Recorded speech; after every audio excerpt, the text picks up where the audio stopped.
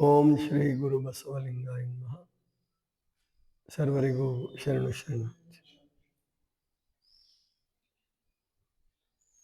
ಪ್ರಾಣಾಯಾಮದ ಕುರಿತಾಗಿ ಎರಡು ಸೂತ್ರಗಳು, ಕೊನೆಯ ಎರಡು ಸೂತ್ರಗಳು 52 ಮತ್ತು 53.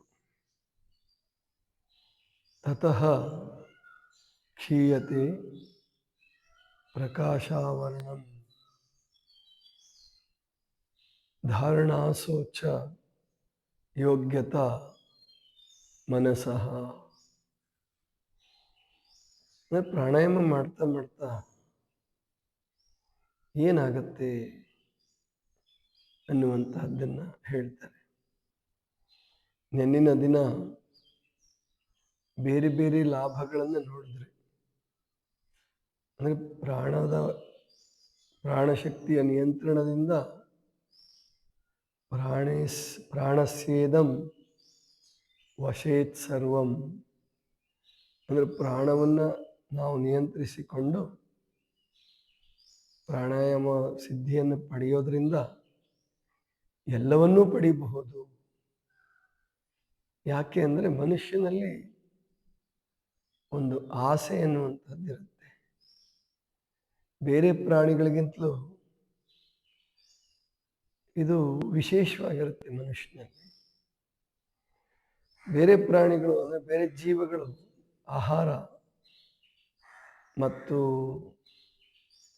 ಸಂತಾನೋತ್ಪತ್ತಿ ಮತ್ತು ರಕ್ಷಣೆ, ಮಳೆ ಚಳಿ ಬಿಸಿಲಿನಿಂದ ರಕ್ಷಣೆಗಾಗಿ ಹಾತೊರಿತಾವಷ್ಟೇ.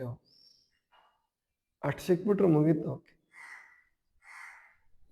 ಆಮೇಲೆ ಏನು ಆಹಾರ ಸಿಕ್ಬಿಟ್ರೆ ಆಯ್ತು. ಆಹಾರ ಸಿಕ್ಕ ಮೇಲೆ ಬೇರೆ ಚಿಂತೆ ಅವಕ್ಕಿರಲ್ಲ. ಇನ್ನು ಸಂತಾನೋತ್ಪತ್ತಿಯ ಬಯಕೆ, ಅದು ಬೇರೆ ಪ್ರಾಣಿಗಳಲ್ಲಿ ಬೇರೆ ಜೀವಗಳಲ್ಲಿ ಒಂದು ಮಿತಿಗೊಳಪಟ್ಟಿದೆ. ಒಂದು ಕಾಲಕ್ಕೆ ಅನುಸಾರವಾಗಿದೆ. ಅವಕ್ಕೇನು ಋತುಕಾಲ ಅಂತ ಕರೀತಾರೆ ಆ ಪರಿಭಾಷೆಯಲ್ಲಿ. ಆ ಕಾಲದಲ್ಲಿ ಮಾತ್ರ ಬಯಕೆ ಉಂಟಾಗಲ್ಲ, ಬಾಕಿ ಅಂತ ಉಂಟಾಗಲ್ಲ. ಆದರೆ ಮನುಷ್ಯಂದು ಹಾಗಲ್ಲ. ಮನುಷ್ಯ ಹೊಟ್ಟೆ ತುಂಬಿದ ಮೇಲೆ ಇನ್ನೂ ಬಹಳ ವಿಶೇಷವಾಗಿ ಆಲೋಚನೆ ಮಾಡ್ತಾನೆ. ವಾಸಕ್ಕೆ ಇವನಿಗೆ ಮನೆಗಳು ಬೇಕು. ಆ ಮನೆಗಳು ಚೆನ್ನಾಗಿರಬೇಕು, ವಿಶಾಲವಾಗಿರಬೇಕು, ಸಾಧ್ಯ ಆದರೆ ಶಾಂತ ಪ್ರದೇಶದಲ್ಲಿರಬೇಕು. ಇವೆಲ್ಲ ಶುರುವಾಗುತ್ತೆ. ಇವನ್ನು ಕೂಡ ಈಡೇರಿಸ್ಕೋಬಹುದು ಪ್ರಾಣಾಯಾಮ ಸಿದ್ಧಿಯಿಂದ, ಅಥವಾ ಆರೋಗ್ಯ ಚೆನ್ನಾಗಿಟ್ಕೊಂಡು ದುಡಿಯೋದ್ರಿಂದ ಎಲ್ಲ ಆಸೆಗಳನ್ನು ಈಡೇರಿಸ್ಕೋಬಹುದು. ಆದರೆ ಈಗಿನ ಕಾಲದ ದುರಂತ ಏನಾಗ್ತಾ ಇದೆ, ಅಥವಾ ಹಿಂದೆನೂ ಇತ್ತೇನೋ ಇದು, ಆದರೆ ಇಷ್ಟೊಂದು ತೊಂದರೆ ಆಗಿರಲಿಲ್ಲ ಅವಾಗ. ಈಗಿನವರಿಗೆ ಬೆಂಗಳೂರಲ್ಲಿ, ಮೈಸೂರಲ್ಲಿ, ದೊಡ್ಡ ದೊಡ್ಡ ನಗರ ಪ್ರದೇಶ, ಧಾರವಾಡದಲ್ಲೂ ಇಟ್ಕೊಳ್ಳಿ, ಹುಬ್ಳಿ ಧಾರವಾಡದಲ್ಲೂ ಕೂಡ, ಇಂಥ ದೊಡ್ಡ ನಗರಗಳಲ್ಲಿ ಅವರ ದೊಡ್ಡ ಶ್ರೀಮಂತರುಗಳ ಕಥೆ ಏನಾಗಿದೆ ಅಂದರೆ, ಹಣ ಗಳಿಸೋ ಹುಚ್ಚಲ್ಲಿ ಆರೋಗ್ಯ ಹೊರಟೋಗ್ಬಿಡ್ತು. ತುಂಬ ಜನ ಯೋಗಾಸನಗಳು, ಪ್ರಾಣಾಯಾಮ ಇದೇನು ರೂಢಿಸ್ಕೊಳ್ಳಿಲ್ಲ. ಅದನ್ನು ರೂಢಿಸ್ಕೊಳ್ಳೋಕೆ ಸಮಯನೂ ಅವ್ರ ಹತ್ರ ಇರಲಿಲ್ಲ. ಚೆನ್ನಾಗಿ ದುಡಿದ್ರು ಸಾಹುಕಾರಗಳೇನೋ ಆದರು. ಆದರೆ ಪ್ರಾಣಶಕ್ತಿಯ ನಿಯಂತ್ರಣ ಮಾಡಲಿಲ್ಲ, ಮನಸ್ಸನ್ನು ನಿಯಂತ್ರಣ ಮಾಡಲಿಲ್ಲ. ಅದಕ್ಕೆ ಅವರು ಏನೇನೇನೇನೋ ಆಗ್ತಾ ಇದ್ದಾರೆ. ಬಹಳ ಜನ ಭ್ರಷ್ಟಾಚಾರಿಗಳಾದರು,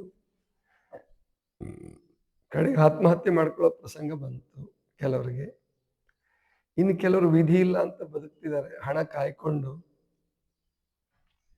ಆಸ್ಪತ್ರೆಗಳ ಕಾಯಂ ಸದಸ್ಯರಾಗಿ ಆ ಥರ ಬದುಕ್ತಿದ್ದಾರೆ ಹೊರತು ಏನೋ ಬದುಕು ನೂಕೋದು ಅಂತ. ಇನ್ನು ಬಡವರಲ್ಲಿ ಉತ್ಸಾಹ ಇದೆ, ಬಡವರಲ್ಲಿ ವಯಸ್ಸಾದ್ಮೇಲೆ ಉತ್ಸಾಹ ಇದೆ, ರೈತರಲ್ಲಿರೋ ಉತ್ಸಾಹ ಇದೆ, ಅವರಲ್ಲಿ ಕೊರತೆಗಳಿರೋ ರೈತರಲ್ಲಿ, ಆದ್ರ ಉತ್ಸಾಹ ಇದೆ. ಕಾರಣ ಏನು ಅಂದರೆ ಅವ್ರಿಗೆ ದೇಹ ಚೆನ್ನಾಗಿದೆ, ಪ್ರಾಣಶಕ್ತಿ ವಶ ಆಗಿದೆ, ಅವರಿಗೆ ಇದ್ದಿದ್ರಲ್ಲ ಆನಂದ ಇದೆ. ಇವರು ಶ್ರೀಮಂತಿಕೆ ಗಳಿಸೋದಕ್ಕೋಗಿ ಬಹಳ ದೊಡ್ಡ ಶ್ರೀಮಂತಿಕೆ ಕಳ್ಕೊಂಡು ಹಾಗಾಗಬಾರ್ದು. ಮತ್ತು ಪ್ರಾಣಾಯಾಮದ ಗುರಿ ಕೂಡ ಕೇವಲ ಲೌಕಿಕ ಸಂಪತ್ತನ್ನು ಸಂಪಾದಿಸೋದಲ್ಲ, ಅದನ್ನು ನಾವು ತಿಳ್ಕೋಬೇಕು.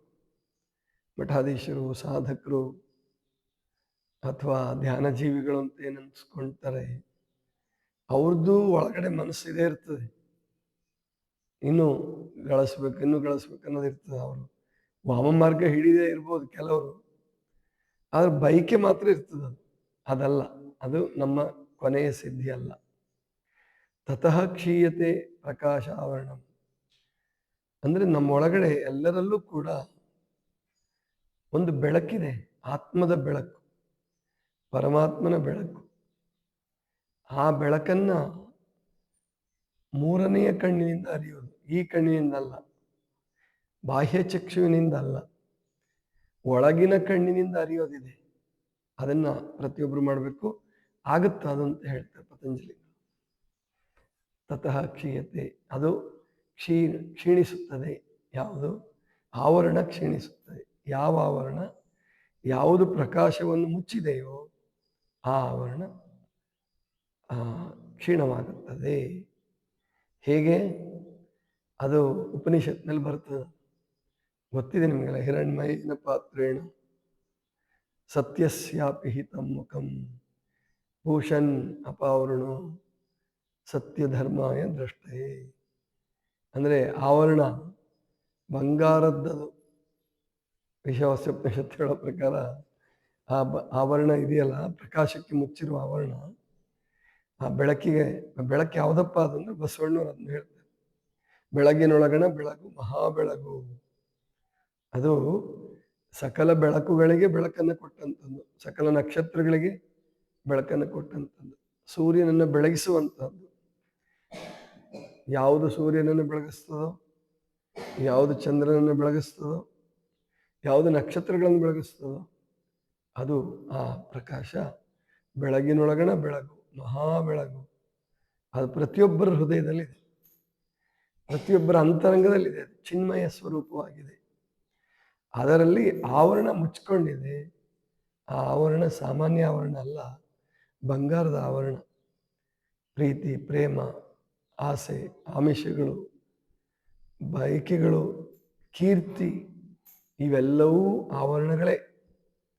ಈ ಎಲ್ಲವನ್ನೂ ದಾಟಿ ನಾವು ಅಂತರ್ಮುಖಿಗಳಾದಾಗ ಮಾತ್ರ ಈ ಆವರಣ ಕಳಚುತ್ತೆ, ಆ ಪ್ರಕಾಶದ ದರ್ಶನ ಆಗುತ್ತೆ, ಅಥವಾ ದರ್ಶನ ಆಗೋದಕ್ಕೆ ಯೋಗ್ಯರಾಗ್ತೀವಿ. ಅದನ್ನ ಹೇಳ್ತಾರೆ ಪ್ರಾಣಾಯಾಮ ಮಾಡ್ತಾ ಮಾಡ್ತಾ. ಇದು ಸಾಧನೆ ಆಗಬೇಕು. ಲೌಕಿಕ ಸಂಪತ್ತು ಬರುತ್ತೆ, ಆದ್ರೆ ಅದನ್ನು ನಾವು ನಿಯಂತ್ರಣ ಮಾಡ್ಕೋಬೇಕು. ಅದನ್ನೇ ದಾಸೋಹ ಮೂಲಕ ನಿಯಂತ್ರಣ ಮಾಡ್ಕೋಬೇಕು ಅಂತ ಹೇಳಿದ ಶರಣರು. ಬಂದಿದ್ದನ್ನ ಇನ್ನೊಬ್ಬರಿಗೆ ಅದನ್ನು ಪ್ರಸಾದ, ಪರಮಾತ್ಮನ ಪ್ರಸಾದ ಅಂತ ಹಂಚಿಕೊಂಡು ಆನಂದವಾಗಿರೋದನ್ನ ಅಭ್ಯಾಸ ಮಾಡಿ. ಇದು 52ನೇ ಸೂತ್ರ. 53ನೇ ಸೂತ್ರ ಒಂದಿದೆ ಸಣ್ಣದು, ಧಾರಣಾಸು ಚ ಯೋಗ್ಯತಾ ಮನಸಃ. ಮನಸ್ಸಿಗೆ ಧರಿಸುವ ಶಕ್ತಿ ಬರ್ತದೆ. ಏನನ್ನ ಧರಿಸುವ ಶಕ್ತಿ ಬರ್ತದೆ? ಧಾರಣ ಶಕ್ತಿ ಬರ್ತದೆ ಅಂದ್ರೆ ಚಕ್ರಗಳು ಅಂತ ಏನಿದಾವಲ್ಲ, ಅಲ್ಲಿ ನೆಲೆ ನಿಲ್ಲುವ ಶಕ್ತಿ ಬರ್ತದೆ. ಧ್ಯಾನಕ್ಕೆ ಸಿದ್ಧತೆ ಮಾಡ್ತಾ ಇದ್ದಾರೆ ನಮ್ಮನ್ನು. ಧಾರಣಾಸು ಚ ಯೋಗ್ಯತಾ ಮನಸ್ಸಃ. ಮನಸ್ಸಿಗೆ ಧಾರಣದ ಶಕ್ತಿ ಬರ್ತದೆ. ಉದಾಹರಣೆಗೆ ಹೃದಯದ ಭಾಗದಲ್ಲಿ ಕೆಲವು ಕ್ಷಣ ನಿಲ್ಲೋದು, ಅಥವಾ ಆನಂದದ ಅನುಭೂತಿ ಉಂಟಾಗ್ತಕ್ಕಂಥ ಕೆಲವು ಕ್ಷಣ. ಆಮೇಲೆ ಮಣಿಪೂರಕ ಚಕ್ರದಿಂದ ಮೇಲ್ಭಾಗಕ್ಕೆ ಮನಸ್ಸು ಬರ್ತದೆ. ಇವಾಗ ಪ್ರಾಣಾಯಾಮ ಸಿದ್ಧಿ ಮಾಡ್ತಾ ಮಾಡ್ತಾ ಈ ಲೌಕಿಕ ಆಸೆ ಆಮಿಷಗಳು ಕಡಿಮೆ ಆಗ್ತಾ ಬರುತ್ತೆ, ಅದರ ಬಯಕೆಗಳು ಕಡಿಮೆ ಆಗ್ತಾ ಬರುತ್ತೆ. ಅದಕ್ಕೆ ಕೆಲವರೆಲ್ಲ ದೂರ ದೂರ ಹೋಗ್ಬೇಕು, ಈ ಗದ್ದಲ ಬೇಡ, ಮನೆ ಬೇಡ, ಹಣ ಬೇಡ ಅಂತ ಹೇಳಿ ಸಾಧಕರಿಗೆ ಬಯಕೆ ಆಗೋದು ಇಂತಹ ಸಂದರ್ಭದಲ್ಲೇ. ಧಾರಣಾಸುಚ ಯೋಗ್ಯತಾ ಮನಸ್ಸು. ಲೌಕಿಕ ವಿಷಯಾಪೇಕ್ಷೆಗಳಲ್ಲಿ ಹೊರಗಿನ ವಿಷಯಾಪೇಕ್ಷೆಯಲ್ಲಿದ್ದಂತಹ ಮನಸ್ಸು ಅಂತರ್ಮುಖಿ ಆಗುತ್ತೆ, ಜೊತೆಗೆ ಸ್ವತಂತ್ರಗೊಳ್ಳುವ ಸಾಮರ್ಥ್ಯವನ್ನು ಪಡೆಯುತ್ತೆ. ಸ್ವತಂತ್ರವಾಗಿರೋದು, ಏನೂ ಇಲ್ಲದೆ ಸ್ವತಂತ್ರವಾಗಿರೋದು. ನೀವು ನೋಡಿ, ಒಂದು ಮಗು ಕೈಯಲ್ಲಿ ಒಂದು ಆಟಿಕೆ ಇರ್ತದೆ. ಆ ಆಟಿಕೆಯನ್ನು ಕಿತ್ಕೊಂಡ್ರೆ ಆ ಮಗು ಅಳುತ್ತೆ. ಒಂದೇನೋ ತಿನಿಸಿರ್ತದೆ, ತಿಂಡಿ ಇರ್ತದೆ, ಅದನ್ನು ಇನ್ನೊಬ್ರಿಗೆ ಕೊಡು ಅಂದರೆ ಮಗು ಅಳುತ್ತೆ ಅಥವಾ ಜಗಳ ಮಾಡುತ್ತೆ, ಹಠ ಮಾಡುತ್ತೆ. ಅದೇ ಮಗು ದೊಡ್ಡದಾದ್ಮೇಲೆ ಆಟಿಕೆ ಮುಟ್ಟೋದೇ ಇಲ್ಲ, ಬೇರೆಯವ್ರು ಕೇಳಬೇಕಾಗಿಲ್ಲ, ತಾನೇ ಕರೆದು ಊಟ ಮಾಡಿಸುತ್ತೆ, ಹಂಚ್ಕೊಳ್ತಾನೆ ದೊಡ್ಡ ಮನುಷ್ಯ ಆದಮೇಲೆ. ಹಾಗೆಯೇ ನಾವು ಅಂತರಂಗದಲ್ಲಿ ಬೆಳೆದಾಗ, ಅಂತರಂಗದ ಸ್ವಾತಂತ್ರ್ಯವನ್ನು ಅನುಭವಿಸೋದಕ್ಕೆ ಶುರು ಮಾಡಿದಾಗ, ಆವಾಗ ನಮಗೆ ಯಾವ ಬಂಧನಗಳು ಕಾಡೋದಿಲ್ಲ. ಅದರ ಅರ್ಥ ಎಲ್ಲದನ್ನು ಬಿಟ್ಟು ಹೋಗ್ಬೇಕು ಅಂತನೂ ಅಲ್ಲ, ಆದರೆ ಅದು ನಮಗೆ ಕಾಟ ಕೊಡೋದಿಲ್ಲ. ಜೊತೆಗೆ ಅದಕ್ಕೋಸ್ಕರ ಇವನು ಜಗಳ ಆಡೋದಿಲ್ಲ. ಜಗಳ ಆಡಿ ಇನ್ನೊಬ್ರಿಗೆ ತೊಂದರೆ ಮಾಡಿ ಇನ್ನೊಬ್ರಿಗೆ ಅನ್ಯಾಯ ಮಾಡಿ ಈ ಥರ ಮಾಡೋ ಹಾಗಿಲ್ಲ, ಮಾಡಬಾರ್ದು. ಅಧ್ಯಾತ್ಮ ಜೀವಿ ಹಾಗೆ ಮಾಡುವಂಥದ್ದಿಲ್ಲ. ಅದರ ಅರ್ಥ ಅಧ್ಯಾತ್ಮ ಜೀವಿ ಅವನು ಎಲ್ಲವನ್ನೂ ಬಿಟ್ಟು ಅಥವಾ ಸಂಸ್ಥೆಯನ್ನೇ ಏನಾದರೂ ಸಂಸ್ಥೆಗಳನ್ನು ಕಟ್ಟಬಾರ್ದು, ಅದು ಅಲ್ಲ. ಸಂಸ್ಥೆಗಳನ್ನು ಕಟ್ಟಬೇಕು. ಆ ಸಂಸ್ಥೆಗಳನ್ನು ಜೇನುಗೂಡುಗಳಿಗೂ ಹೋಲಿಸ್ತಾರೆ ಒಬ್ಬರು ಯೋಗಿಗಳು. ಜೇನುಗೂಡುಗಳು, ಜೇನು ಹುಳಗಳು ಹೇಗೆ ತುಪ್ಪವನ್ನು ಸಂಗ್ರಹ ಮಾಡ್ತವೋ ಹಾಗೆ ಒಬ್ಬ ಯೋಗ ಮಾರ್ಗದಲ್ಲಿ ಸಿದ್ಧಿ ಪಡ್ಕೊಂಡಂತಹ ಮನುಷ್ಯ ಸಂಸ್ಥೆಗಳನ್ನು ಕಟ್ಟಿ ಆ ಅಧ್ಯಾತ್ಮ ಜೇನನ್ನು, ಆ ಆಧ್ಯಾತ್ಮಿಕ ಆನಂದದ ಜೇನನ್ನು ಎಲ್ಲರಲ್ಲೂ ಹಂಚ್ಕೊಳ್ಬೇಕು, ಹಂಚುವ ಪ್ರಯತ್ನ ಮಾಡಬೇಕು, ಕ್ಲಾಸಸ್ ಮಾಡಬೇಕು. ಅದನ್ನು ಮಾಡಿದ್ರೆ ಅದು ಮುಂದೆ, ಅದು ಯಾವಾಗ, ಈಗಲ್ಲ, ಪ್ರಾಣಾಯಾಮ ಆದಮೇಲಲ್ಲ, ಯಾವಾಗ ಧ್ಯಾನ ಮತ್ತು ಸಮಾಧಿ ಸ್ಥಿತಿ ಇರ್ತದಲ್ಲ ಆವಾಗ. ಆದರೆ ಹಂಚ್ಕೊಳ್ಬೋದು, ಈಗಲೂ ಕೂಡ ಹಂಚ್ಕೊಳ್ಬೋದು. ಅದಕ್ಕೆ ಶರಣರು ಹೇಳ್ತಾರೆ, ಎಲ್ಲ ಆಗೋ ತನಕ ಕುತ್ಕೋಬೇಡ, ನಿನಗೇನು ಒಳ್ಳೇದಾಗ್ತದೋ ಹಂಚ್ಕೊಳ್ಳೋದಕ್ಕೆ ಶುರು ಮಾಡು, ಸತ್ಸಂಗ ಮಾಡೋಕ್ಕೆ ಶುರು ಮಾಡು. ಅದು ತಪ್ಪಲ್ಲ. ಆದರೆ ಅಲ್ಲಿ ನಾನು ಹೇಳುವವನು ಬಹಳ ಶ್ರೇಷ್ಠ, ಅಹಂಕಾರಕ್ಕೆ ಆಸ್ಪದ ಕೊಡಬಾರ್ದು. ಸಮಾಧಿ ಸ್ಥಿತಿ ಬರೋವರೆಗೂ ಅಹಂಕಾರ ಬಿದ್ದು ಹೋಗಲ್ಲ. ಅದನ್ನು ನಾವು ಚೆನ್ನಾಗಿ ಲಕ್ಷ್ಯದಲ್ಲಿಡಬೇಕು.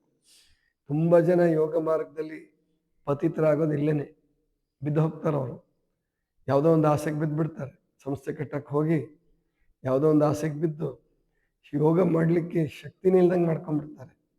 ಅದನ್ನು ಖಂಡಿತ ಮಾಡಬಾರ್ದು. ಇವು ನಮ್ಮ ಗುರಿ ಅಲ್ಲ, ಅಂತಿಮ ಗುರಿ ಅಲ್ಲ. ನಮ್ಮ ಅಂತಿಮ ಗುರಿ ಇದು ಪ್ರಕಾಶ ದರ್ಶನ ಮತ್ತು ಸಮಾಧಿಯ ಆನಂದದ ಪ್ರಾಪ್ತಿ. ಅದನ್ನು ಮಾಡ್ಕೊಳ್ಳೋವರೆಗೂ ಯಾವುದೇ ಸಾಧಕ ನಿಲ್ಲಬಾರ್ದು, ಎಲ್ಲೂ ದಾರಿ ತಪ್ಪಬಾರದು. ಇದಿಷ್ಟು ಇವತ್ತಿನ ಚಿಂತನ.